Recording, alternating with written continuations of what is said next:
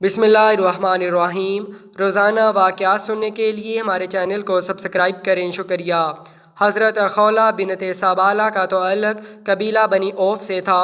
आपकी शादी हज़रत औस बिन सामत से हुई थी। औस बिन सामत मशहूर सहाबी हज़रत अबादा बिन सामत रज़ी अल्लाह ताला अन्हो के भाई थे। हज़रत औस बिन सामत बहुत ही बूढ़े हो चुके थे। बूढ़ेपन की वजह से इनके लहजे और तबीयत में बहुत ही चिड़चिड़ापन आ चुका था। वो छोटी छोटी सी बातों को लेकर अपने ऊपर हावी हो लिया करते थे। इसने अपनी बीवी से गुस्से में आकर ये अल्फाज बोल दिए थे कि तुम मुझ पर मेरी माँ और बहन की तरह हराम हो गई हो।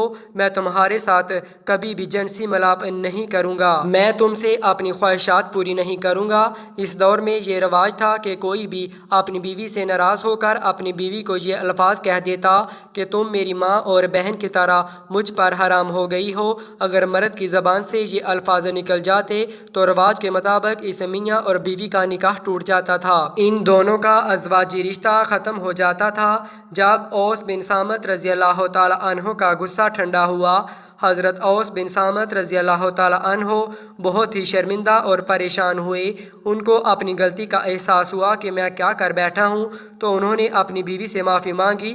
बीवी से बातचीत करने की कोशिश की तो हज़रत हौला रज़ी अल्लाह ताला अन्हा ने इनसे कहा कि बेशक आपने मुझे तलाक नहीं दी है, लेकिन जब तक मैं ये मसला अल्लाह ताला के आखिरी नबी हज़रत मोहम्मद सल्लल्लाहु अलैहि वसल्लम के सामने रख कर इसका हल दरियाफ़त नहीं कर लेती, मैं तुमसे बातचीत नहीं करूँगी। जब तक अल्लाह ताला और इसके रसूल हज़रत मोहम्मद सल्लल्लाहु अलैहि वसल्लम हमको इजाज़त नहीं देंगे तो तुम्हारा और मेरा एक दूसरे के पास जाना जायज़ नहीं है। हमारे तो ताल्लुकात हराम ही ठहरेंगे। हज़रत हौला रज़ी अल्लाह ताला अन्हा ने अपने खावंद को कहा कि तुम पहले हज़रत मोहम्मद सल्लल्लाहु अलैहि वसल्लम से ये मसला पूछ कर आओ। इस मसले का हल नबी करीम सल्लल्लाहु अलैहि वसल्लम क्या बताते हैं। हज़रत औस बिन सामत रज़ी अल्लाह ताला अन्हो ने अपनी बीवी खौला रज़ी अल्लाह ताला अन्हा से कहा कि मुझे अपने घर का मसला नबी करीम सल्लल्लाहु अलैहि वसल्लम के सामने पेश करते हुए शर्म आती है। मैं नबी करीम सल्लल्लाहु अलैहि वसल्लम के सामने ये मसला करते हुए शर्म महसूस करूँगा। मैं किस तरह से जाकर आका दो जहां सल्लल्लाहु अलैहि वसल्लम के सामने अपना मसला पेश करूँ। मेरा तो यही कहना है कि तुम ही नबी करीम सल्लल्लाहु अलैहि वसल्लम के पास जाकर ये मसला पूछ कर आओ। हो सकता है कि हमारी दोबारा से आपस में मशावरत होने की कोई सूरत हाल बहाल हो जाए।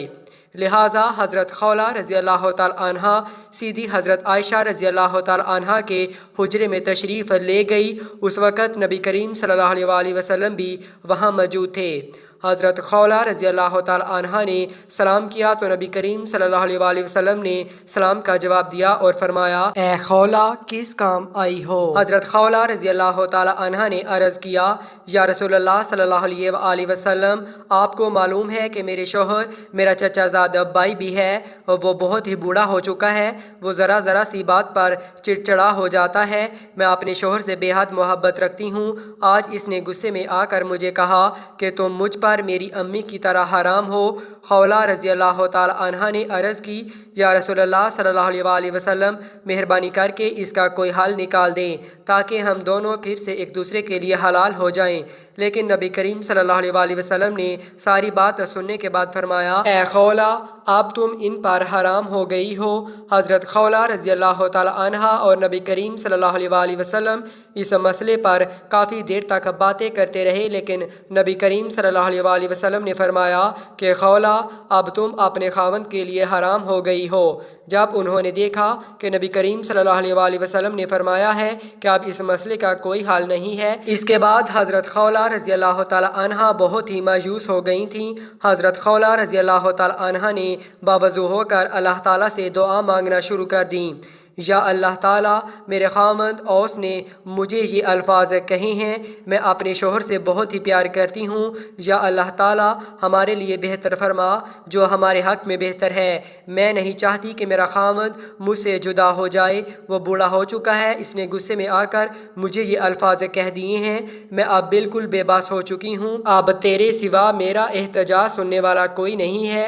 या अल्लाह ताला, हमारे लिए कोई ऐसा रास्ता निकाल दे ताकि हमको नबी करीम सल्लल्लाहु अलैहि वसल्लम फिर से एक दूसरे के लिए हलाल करा दें। حضرت عائشہ رضی اللہ تعالی عنہا سے مروی ہے کہ حضرت خولہ رضی اللہ تعالی عنہا نے اللہ تعالیٰ سے التجا اس طرح کی تھی کہ ہم سب کے آنسو نکل رہے تھے، ہم سب گھر والے بھی اللہ تعالیٰ سے دعا کرنا شروع ہو گئے تھے تاکہ اللہ تعالیٰ حضرت خولہ رضی اللہ تعالی عنہا کے مسئلے کا کوئی نہ کوئی حل نکال دے۔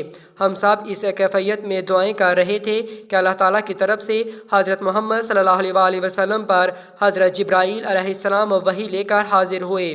حضرت محمد صلی اللہ علیہ وسلم کی یہ حالت دیکھ کر حضرت عائشہ سمجھ گئی تھیں کہ اللہ تعالیٰ کی طرف سے کوئی وحی نازل ہوئی ہے۔ حضرت عائشہ رضی اللہ تعالی عنہا نے حضرت خولہ رضی اللہ تعالی عنہا سے کہا کہ خولہ فکر مت کرو، اللہ تعالیٰ کی طرف سے وحی نازل ہوئی ہے، تم بے فکر ہو جاؤ، اللہ تعالیٰ نے آپ کے مسئلے کے لیے کوئی حل نکال دیا ہے۔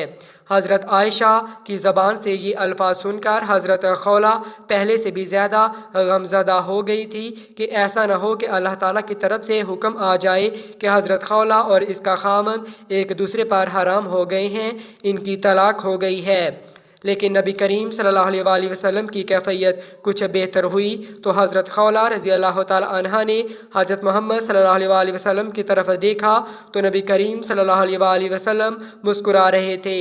حضرت محمد صلی اللہ علیہ وسلم نے حضرت خولہ کی طرف دیکھ کر فرمایا، اے خولہ، اللہ تعالیٰ کی طرف سے تمہارے مسئلے کا حل ہو گیا ہے۔ اللہ تعالیٰ نے حضرت جبرائیل علیہ السلام کے ذریعے مجھے وحی نازل کر دی ہے۔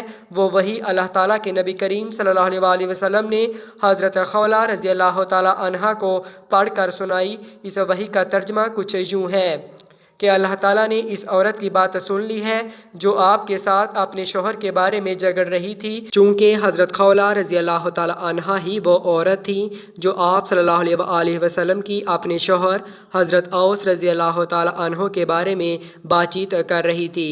حضرت خولہ رضی اللہ تعالی عنہا نے ہی حضرت محمد صلی اللہ علیہ وسلم کو کہا تھا کہ مجھے طلاق نہیں ہوئی ہے۔ یہی وجہ تھی کہ اس صورت کا نام بھی مجادلہ اور اس صورت کو شروع بھی اللہ تعالیٰ نے ان الفاظ سے کیا تھا۔ اس صورت کو سننے کے بعد حضرت خولہ رضی اللہ تعالی عنہا کا یہ خوف دور ہو گیا تھا کہ نبی کریم صلی اللہ علیہ وسلم نے حکم فرمایا تھا کہ حضرت خولہ رضی اللہ تعالی عنہا کے الفاظ طلاق کے زمرے میں آتے ہیں، لیکن اللہ تعالیٰ کی طرف سے ان الفاظ کا معنی کچھ یوں تھا کہ ان الفاظ کا حکم طلاق کے نہیں ہے، بلکہ اللہ تعالیٰ نے ان کے الفاظ بولنے کا کچھ کفارہ و جرمانہ عائد کر دیا تھا۔ رسول اللہ صلی اللہ علیہ وسلم نے فرمایا کہ اے خولہ، گھر جا کر اپنے شوہر کو کہہ دو کہ اللہ تعالیٰ کی طرف سے وحی نازل ہوئی ہے کہ تمہارے ان الفاظ کا یہ کفارہ ہے، تم کوئی لونڈی یا غلام کو آزاد کر دو۔ حضرت خولہ رضی اللہ تعالی عنہا نے عرض کی، یا رسول اللہ صلی اللہ علیہ وسلم، آپ بہتر جانتے ہیں کہ میرے خاوند کے پاس نہ تو کوئی غلام اور نہ ہی کوئی لونڈی ہے، وہ کس کو آزاد کرے؟ پھر نبی کریم صلی اللہ علیہ وسلم نے فرمایا کہ اے خولہ، اپنے خاوند سے کہو کہ 3 مہینے مسلسل روزے رکھ لے۔ حضرت خولہ رضی اللہ تعالی عنہا نے عرض کیا، یا رسول اللہ صلی اللہ علیہ وسلم، آپ صلی اللہ علیہ وسلم کو تو پتہ ہے کہ میرے خاوند عمر رسیدہ اور بہت ہی کمزور ہیں، وہ روزے نہیں رکھ سکے گا۔ نبی کریم صلی اللہ علیہ وسلم نے فرمایا کہ اگر وہ یہ دونوں کام نہیں کر سکتے ہیں تو ان کو کہو کہ وہ 60 مساکین کو پیٹ بھر کر کھانا کھلا دیں۔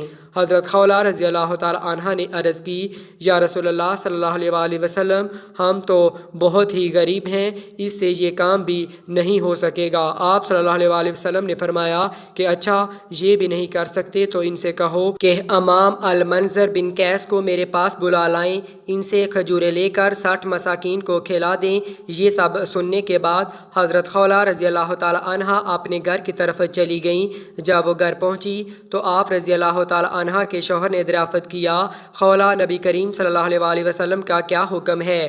حضرت خولہ رضی اللہ تعالی عنہا نے فرمایا کہ نبی کریم صلی اللہ علیہ وسلم نے ہمارے مسئلے کا حل بتا دیا ہے۔ آپ صلی اللہ علیہ وسلم کا حکم ہے کہ ام المنذر بن قیس کو میرے پاس بلا کر لے آؤ اور ان سے 62 کھجوریں وصول کر کے 60 مساکین کو صدقہ کر دیں۔ اس طرح حضرت اوس رضی اللہ تعالی عنہ نے اپنی کھائی ہوئی قسم کا کفارہ ادا کیا۔ ہمیں چاہیے کہ ہر بات کو سوچ سمجھ کر کریں تاکہ ہم سے کوئی غلطی نہ ہو جائے۔